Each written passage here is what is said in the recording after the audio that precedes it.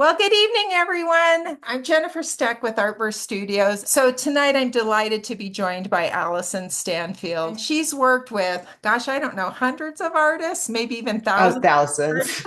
No, thousands, literally. Yeah. Well, it's been Yeah. a long time. So, yeah. And she is a coach and a mentor. She's a podcaster. She's an author, you name it. She's probably done it in the art world. And she is someone who's worked actually with a number of our Artburst artists. And so one of our artists introduced me to her, and she and I spent a delightful few hours at the Denver Art Museum one day getting to know each other. So we share a heart for artists. We both love the artists that we work with. I'm so delighted you're here with us tonight, Alyson. I'm really happy to be here. So let's kind of start at the beginning. Let's talk a little bit about your art journey and how you ended up where you are today as a coach and a mentor. My master's degree is in art history. After I finished that, I went to work in art museums for 10 years. I worked at three different museums in Oklahoma, two in Oklahoma, one in Kansas, and got to the point in my art museum career where you kind of go where the jobs are. And I didn't want to do that. I wanted to live where I wanted to live. And so I moved, packed up, sold a bunch of stuff, packed up and a U-Haul and moved to Colorado in 2001. Well, I did start an art consulting business, and which means that I was looking to buy art for businesses, to place in businesses, hotels, bank lobbies, etc. And I didn't know how to run a business. And then 9/11 was like 3 months later. So no one was thinking about buying art. But what happened is that word got out that I was an art consultant. Someone picked it up somewhere, and I kept getting these inquiries from artists who wanted me to quote unquote represent them, which is not what art consultants are supposed to do. And their presentation sucked. So I just, for the most part, and I think they copied a letter because I got a lot of the same letters. Like they said the exact same thing. And it was like, that's no way to run an art business. And so my art consulting business morphed into, at the time it was Art Biz Coach, and then it became Art Biz Success years later. So that's what happened. Is like it's just said I could never have made up this job. I could never have. People can now because it's been done, but I couldn't. I couldn't have made it up. It's amazing how doors open when you least expect. And so you've been doing this since 2002. 2002. How did you start that process? It started with a weekly newsletter. Mhm. And because that wasn't being done at the time, there was not information for artists out there. So I started with this newsletter, and I started by sending it to organizations and said, if this resonates, forward it to your artists. And I sent a weekly newsletter for 16 years and never missed a date. Never once Wow. missed a date. And then I woke up and said, I don't want to be known as the person that didn't miss sending a newsletter for 16 years. So I just skipped a week. So, but it's like I say, it's almost weekly now. It's almost weekly.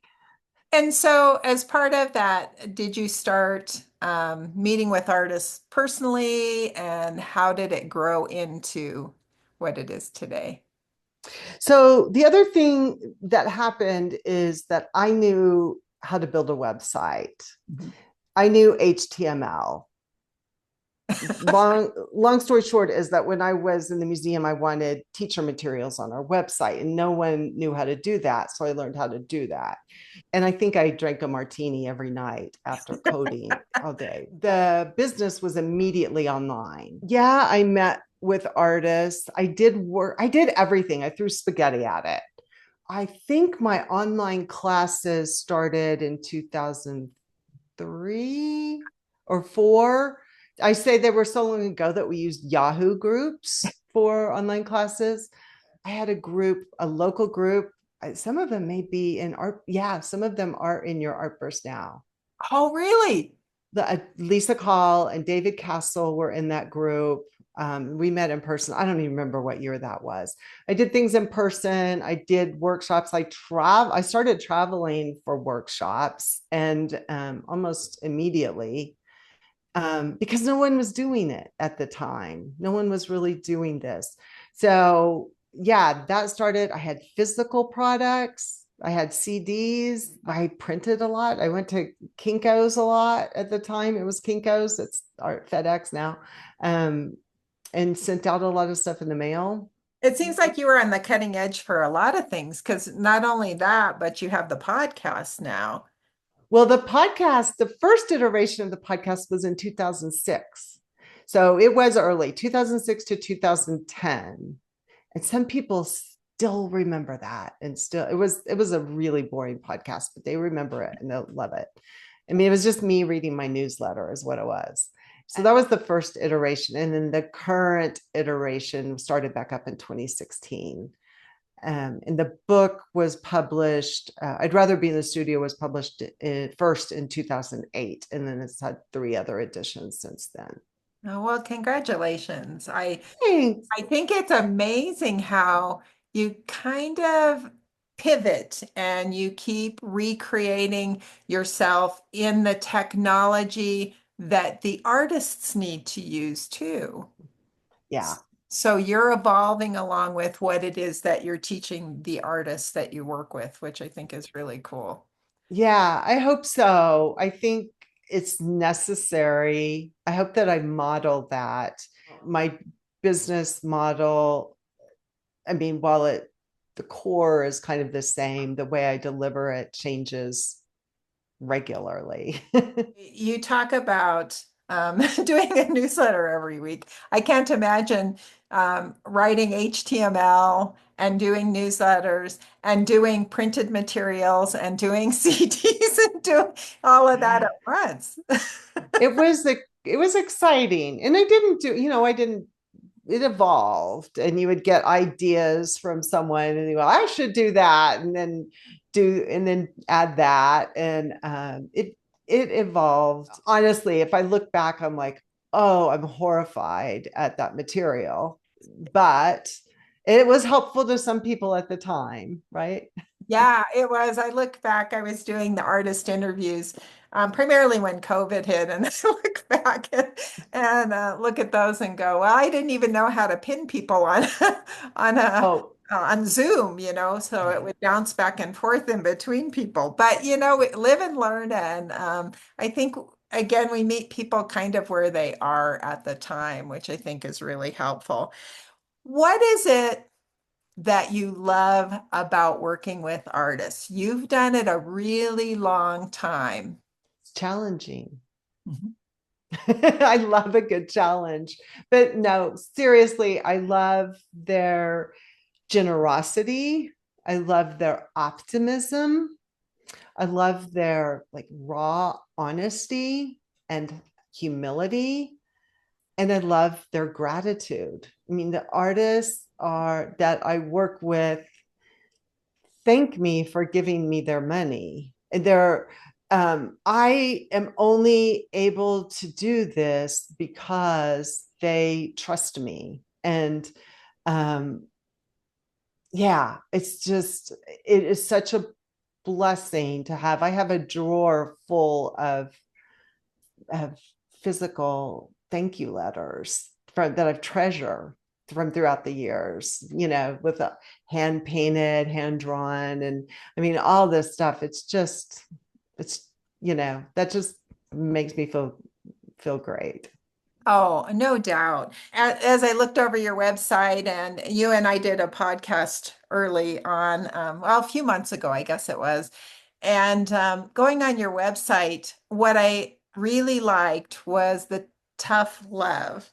If you're interested, then then these are the things that I expect of you, not just for the coaching of the artist, but to even talk about being on a podcast. And so I wanted to share here what your promises are when somebody works with you. One is you will always tell them the truth and do your best to be kind in case it might sting, to be fair, and to listen to understand. And why was that important for you to put that down and up front? There are a lot of people in this space these days. And then those promises came from years of experience and working with other coaches and so forth. Um, the telling the truth part came when I learned the hard way not to withhold the truth from a client. She had not presented her work professionally, and I didn't say anything right out of the gate. And she's like, "You're my coach, you should have told me that." And I was like, "Oh, it was hard." I mean, I feel like it's my job. They're paying me, and it's my job to be honest. um at the same time, when I work with someone privately, that's the way that I could get to know someone. When I work with someone privately, we have conversations and I know how to coach them better. Some people are like, "Give it to me straight," and other people are like, "I'm really sensitive." And so I learned that I don't take it for granted that people trust me.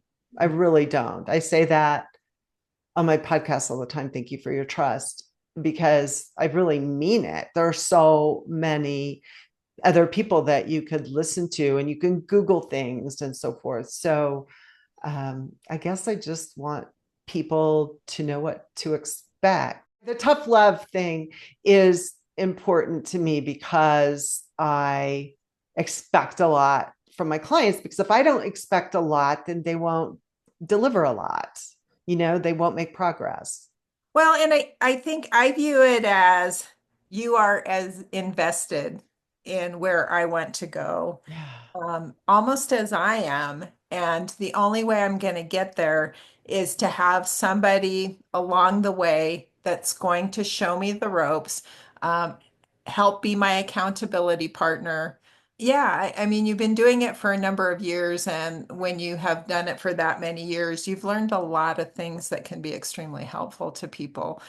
So yeah, that's always important to me when I'm working with people. It's like I want to know, just tell me the truth. If I need to cry or do whatever, I'll do that, but then I'll get back to business and go from there. So, what are the biggest challenges currently?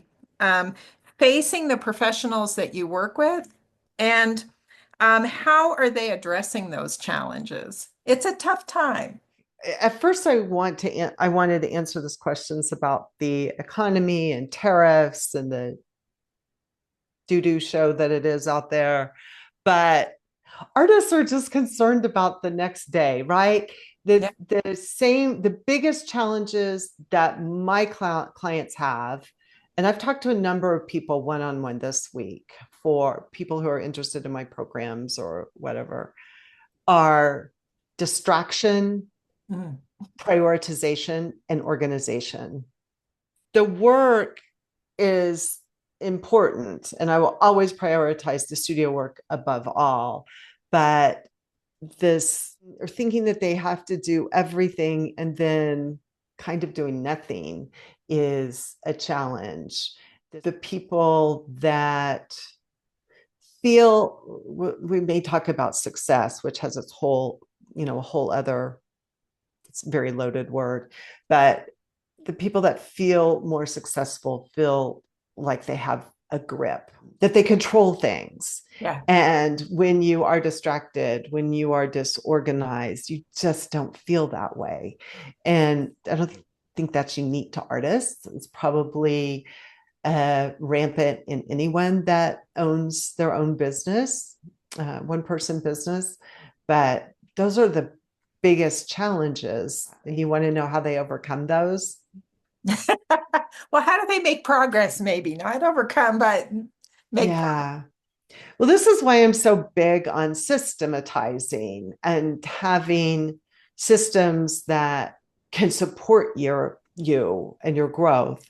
One of the systems that I do inside my community is a planning workshop 3 times a year to help. The biggest one is in January because it's for the whole year. It's general planning, and you can plan all you want, and it doesn't do you any good unless you work the plan. And Yeah. so you need support of some kind. If you are not the kind of person that is going to hold yourself accountable for things, you need some support. You need to be in community with artists so you're motivated and inspired to complete things.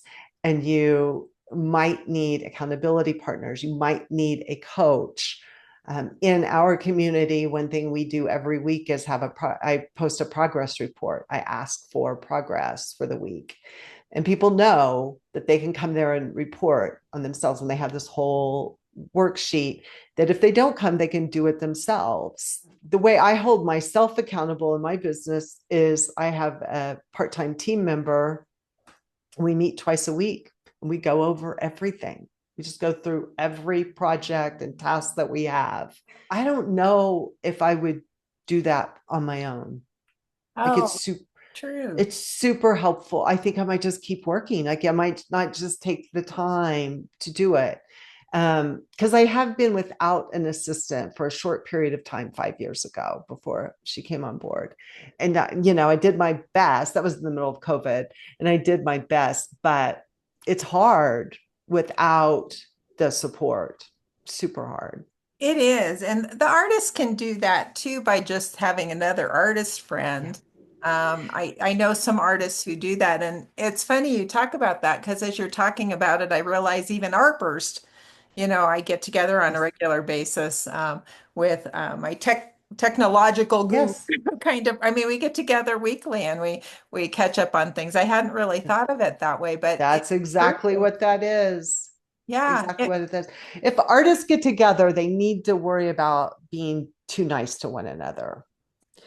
Because I've had artists, I've teamed up a lot of artists to be accountability partners. Yeah. And I've had a couple of pairs that are just like, oh, you didn't do it again this week. That's okay. Don't worry about it. You're busy. That's not the kind of accountability partner you want.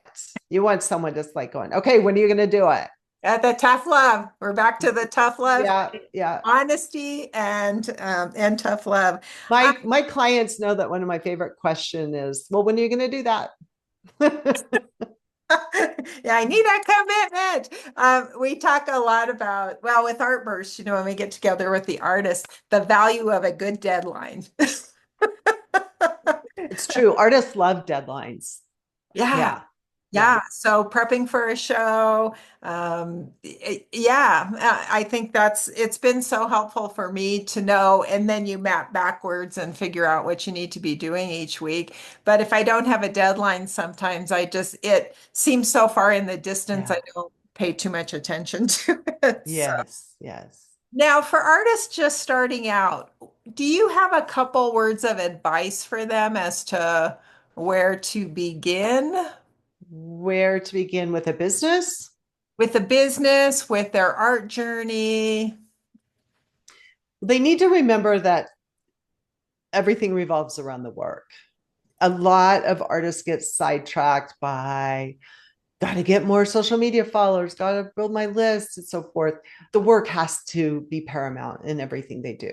So like nothing can take a back seat to that. Three pieces of advice that I would give an artist in the beginning, other than that, is to start building your network, Mhm. to get involved.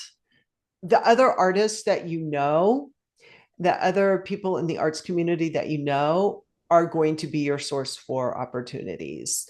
And so to get involved, to join an organization, that's my second one, to join an organization, even a virtual one like Artburst, but something that will give you structure. Our community at Art Biz Success gives you structure and people to talk with. Again, that's where you learn about opportunities, you learn about things you didn't know you needed to know about. Like we've recently been talking about cleaning our email lists. And most of my people have never thought twice about or once about cleaning their email lists. But they wouldn't have known about it if they hadn't been in our community. And then the third thing that I would encourage artists to do is to write about their work. Write. If it's in their sketchbook, but whenever words come to them, because you will need them to capture those words before they disappear. You don't need to know what you have to do with those words right off the bat. You just need to start collecting them. Oh, I love that. And it's amazing. I've got my journals, and I don't journal every day, but I always have an annual one, and I can go back and I can find what I was thinking. I can find the original drawings, and a piece of art may not have come forth for years. I think many of the art lovers, they want to know the story behind the piece, whether it's Yes. what you were thinking the story is that's represented or how you created a piece. They want to know more of the behind the scenes, and that's a perfect way to start Yeah. gathering. Especially women. Women like to know those things, and women are the buying decision in most families. So, yeah, it's important. Yeah, it's very important. I think that's great advice. How do you recommend artists discover their audience? Not online. I suggest they get the work out there in person. And, this could be because I'm an art historian, because I was a museum person, which is an objects person. I was there with the real thing. And putting the work online is so different from seeing it in person. I mean, every artist worth their salt knows that you cannot experience the work online the same way, unless it's digital art, in the same way that you can in person. So the other thing that happens when someone sees your work in person is you have conversation with them one-on-one, and you learn things. That's another place to get your vocabulary, is talking to people and hearing what they have to say. And then you can go back and explore that in your writing, and like how you might handle it differently, or they saw this, is that really there, and I should explore that more. Yeah, you just learn by getting the work out. So I want everyone to exhibit in person as much as possible.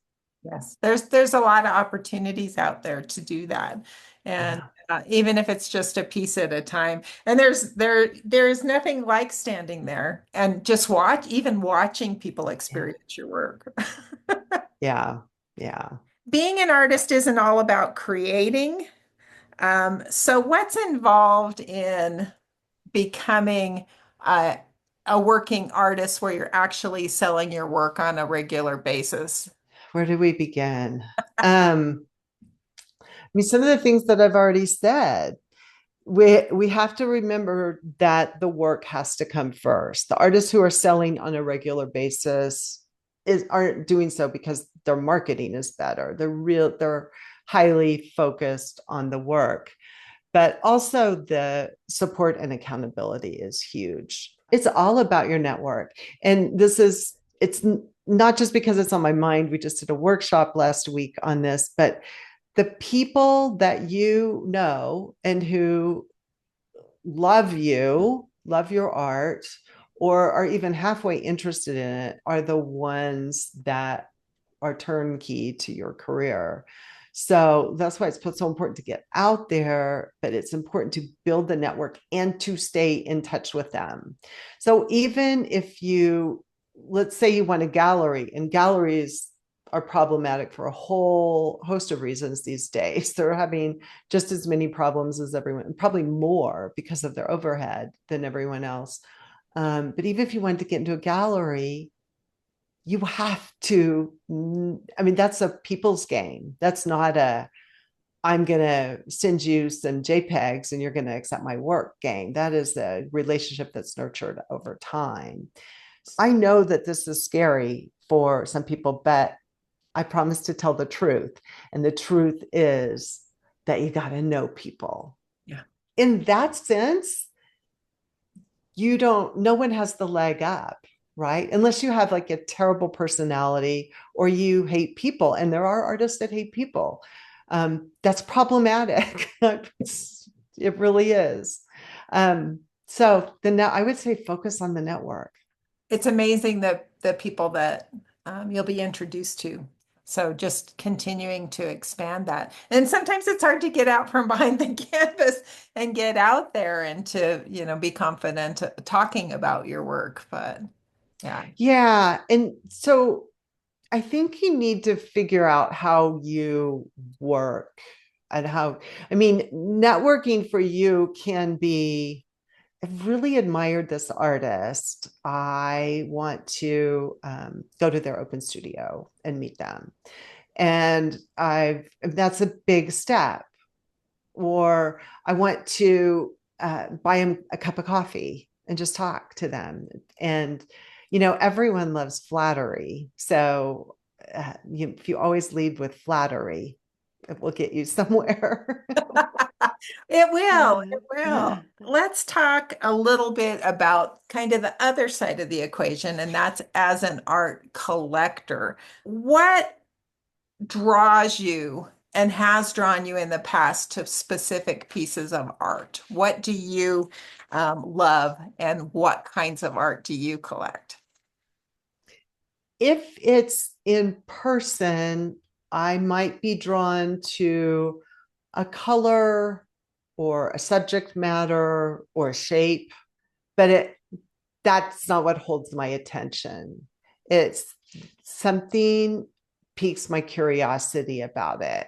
So I want to figure it out and know more. If it's all surface, like all the answers are on the surface, and I don't just mean that it's realism or anything like that. It can be realism and still be complex. So if it looks superficial, I'll go, oh, that's nice, and walk away.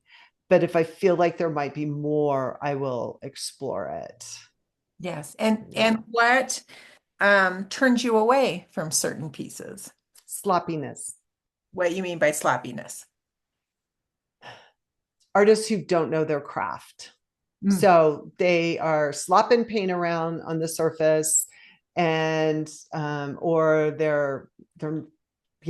have ceramics, but they don't finish them nicely, or they hang them weirdly. I mean, oh my God, don't get me started. As a museum person, don't get me started on art that's hung or poorly lighted.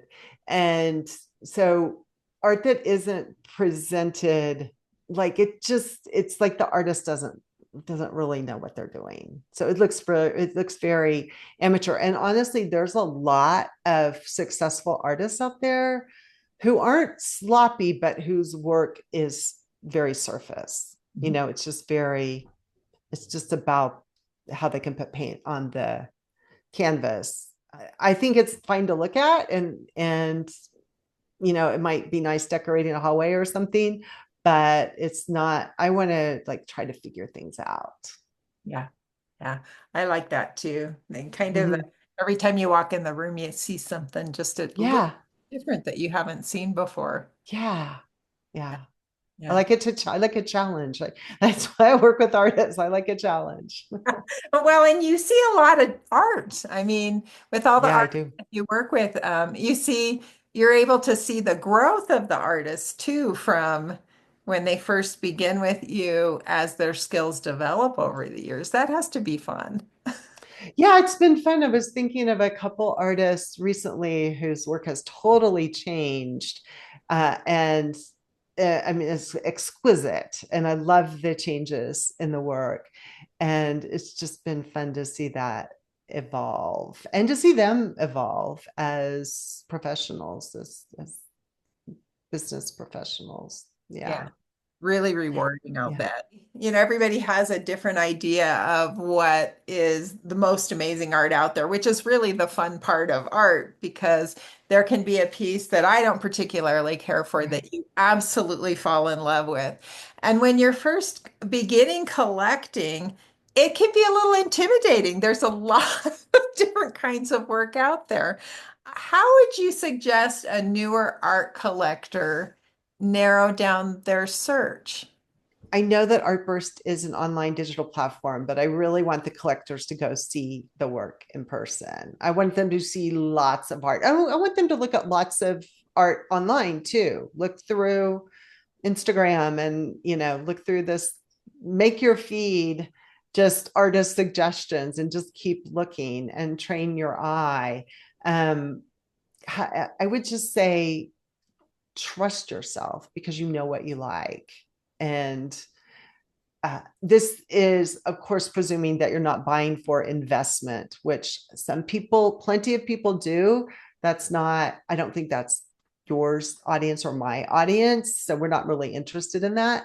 But I think you should trust yourself and don't buy for investment. Buy because you want to live with it and love it. That's the only thing that's really important. I love that to see lots of art. And I think even just stopping by a gallery when you're visiting a city or, even a small town will show you amazing things. Yeah. And then, there's so many videos online these days. I always send people to Art 21 or the Louisiana channel, who those have wonderful artist documentaries. And those are very high level artists, but you can see how artists talk about the work and approach the work. And go to artist talks, go to lectures at the museum. You really can't go wrong if you come home with something you love.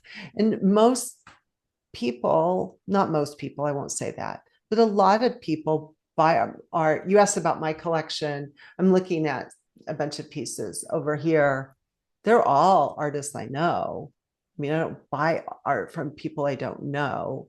I probably have, no, I know all of them. Um, so that's, I buy the artist as much as I buy the art. Yeah, that's interesting because I find the same thing. I mean, I can go around and I can look at all of the art around here, and even if it was the first time I met that artist, there was a connection. So getting to know them adds to the richness of the art for me. And just learning more about their stories and maybe some Yeah. things that we have that are similar as far as our background goes. So I think it's a beautiful thing when you can create that connection with that artist. Yeah. Some of the artists I have bought online and I first met them online, and then sometimes I have the opportunity to meet them in person later. But we still make that connection at that point in time, and it's Yeah. amazing. Yeah. It's very special. I'm not a minimalist. I'm not a maximalist either, but I have a precious relationship with objects around me, and art is no exception. Yeah. Yeah, there's rooms, you just love. I mean, I've got artwork here from an artist in Africa and I mean, even the places I travel, it's part of kind of the experience that happens. So, what difference do you believe artists and art makes in the world? I don't believe that we should put an artist on a pedestal. I don't, I really am, and I've never said this before, but your question, makes me think that I probably need to address that, because there's all this like artists are special, or artists are unique. I think that does us harm, and it makes us other, and we are part of the fabric of society. We have something to contribute, just like everyone else has something to contribute. So, having said that, artists are especially vulnerable because the work they do is so personal, and in that way they are different. They're different from my brother the doctor, who's scientific and approaches it that way, and he has his personal touch, but it's not like he might feel differently from his reviews online, I'm not sure. But for me, art is endlessly entertaining. It's an endless supply of entertainment. And I mean that in the best sense of the word. I have traveled in my life so much just to see art. I mean, to Berlin, to Florence. I mean, those were just art trips. When I went to Florence, everyone said, "Oh, where are you going to eat?" And I'm like, who cares? I'm not going there to eat. That doesn't, I didn't, I think we made one reservation the whole time. But yeah, that's not even, if we find food, that'd be really good for us to continue on. But yeah, that's not why I'm going. And I've flown across the country for retrospectives, and I I do art expedition, once or twice a year with a girlfriend. We go to shows, usually in Texas, because there are great museums in Texas, and she lives in Oklahoma, so I can pick her up on the way and go down there. Um, so I'm always looking for that. This is why I live, right? I live to see more art because it fulfills me. And if y'all weren't making it, I don't know what I would do. So, and well, let me just say this. So I talk about going all over the world. I mean, not all over the world, mostly in this country. But I also make a point to see the shows around town, and so forth, and go to open studios when I can. They give me something to do and to look forward to that is happy. Even if their art isn't happy, it's a joy to connect with them. It's how artists use their art to communicate with the world. And I'm communicating, I'm meeting them there. I am the other part of the equation that's meeting them there. Oh, I love that. I absolutely love that. And it means a lot to us as artists that somebody wants to meet us there. That's Yeah. part of why we create. So I think that's amazing. So what are you currently working on? Oh, what am I not working on? There's always a podcast. There's always a new podcast episode. And so tonight I'm going to be doing an outline for a recording tomorrow. But in the bigger picture, I'm really focused on my essentials program, because it is 20 some odd years in the making. And I have so much to help artists get organized and systematize their work and promote their work, and to show up as more professional in the world. And that's what we're focused on this fall, is this professional presentation, this side of you. And so yeah, so I'm working on that. I'm always working on making that program better and stronger. You meet the artist kind of where they are. So you have a book, you have a podcast, you have programs that people go through as a community. You have the opportunity for private coaching if artists need that. How do they get in touch with you to connect in the area that is right for them?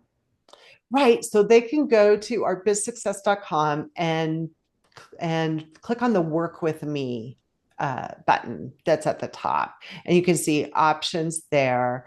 My email is on the contact page. You can email me there. You can also find me on Instagram at Alyson Stanfield. I'm happy to take your direct messages there.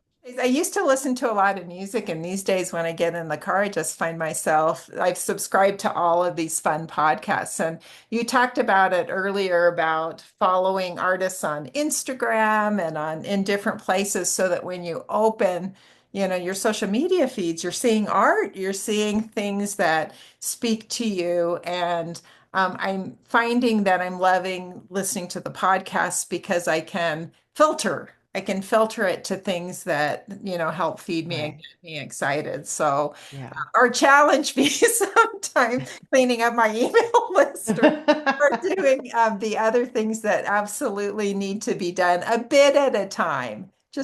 Just a segment at a time. So I'm going to throw out to see if anybody here who has joined us tonight has a question for us. Okay, Christine, do you have a question? Yes, I do.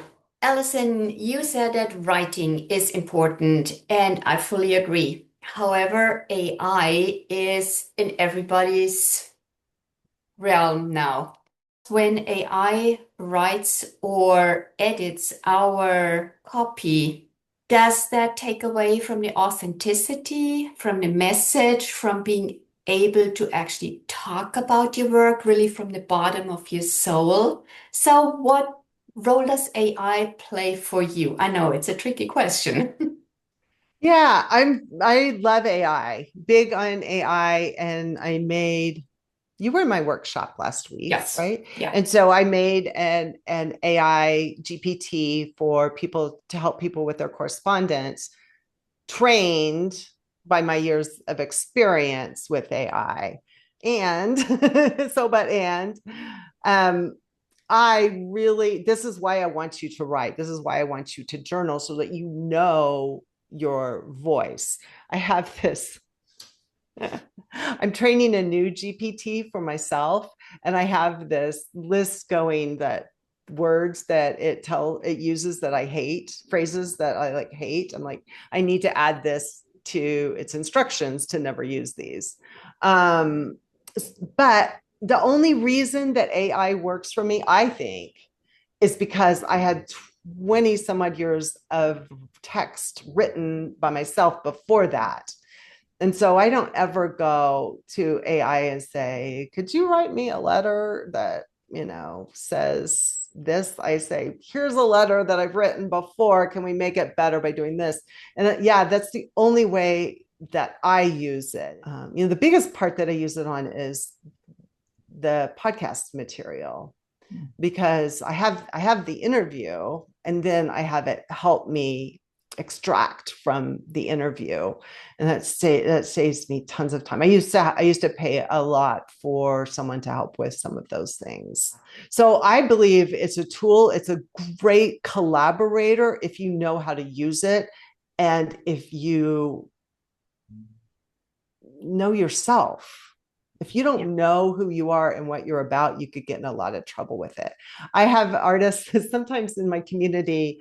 An artist will post something, like they'll post an artist statement, and then someone will say ask for feedback, and then someone else will feed it through AI and revise it, and it looks like it was fed through AI and revised. And I always like the original a lot better. It seems like it's from the heart. That's such a great question, and it's so Yeah, it relevant really is. at this current time. Any final words of wisdom for us here, Allison?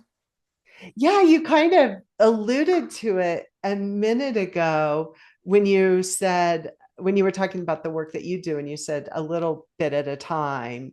These are my words of wisdom: is do the work, whether it's in the business, whether it's your business or your studio. Do a little bit at a time and be consistent. The worst thing this happens a lot is that artists fall off. They're like, I was doing great, and then I quit emailing my list for 6 months, and then my sales slowed down. Oh, really? Do you think that's what that happened? But it's like, if you have goals and you have things to finish, one step at a time is the way to go. It's like, no, don't look at that end piece. Enjoy the journey that you're on and be present for it. But the little bits add up. Yeah.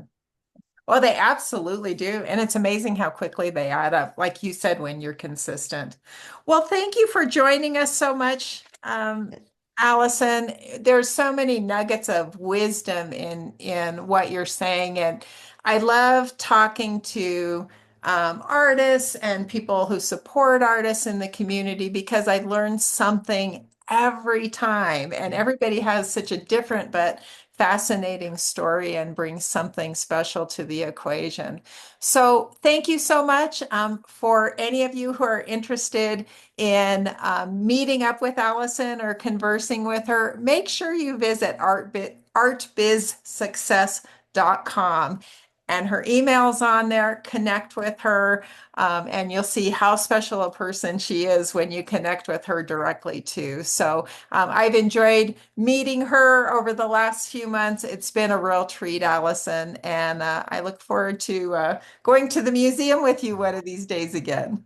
I look forward to that too. And I just want to thank you for the work that you do at Artburst. I know the artists that work with you love working with you, and you're providing a real service. So thank you for that. And Oh, thanks for having me. thank you. So just real quick, Artburst is an online art gallery, if you will, and we have major shows several times a year, and we're always searching for artists with their own voice who are interested in kind of expanding their world in an online event. We're lucky to work with some true professionals, and we love the fact that it's a community and that we all learn so much from each other. And so if you're an artist and you're interested, feel free to stop by artburststudios.com, look under the connect button, and you'll see the information for artists. And for all of you art lovers out there, boy, do we have some artists for you. Artists who are working in a variety of mediums, from fiber to jewelry, to sculptures, to, well, as Alyson said, paintings that can go in your kitchen and in those special spaces in your house where you can actually connect with the amazing artists and step into a room that gets you excited every time. So thank you everyone for joining us tonight. Have a wonderful evening, and we'll see you next time.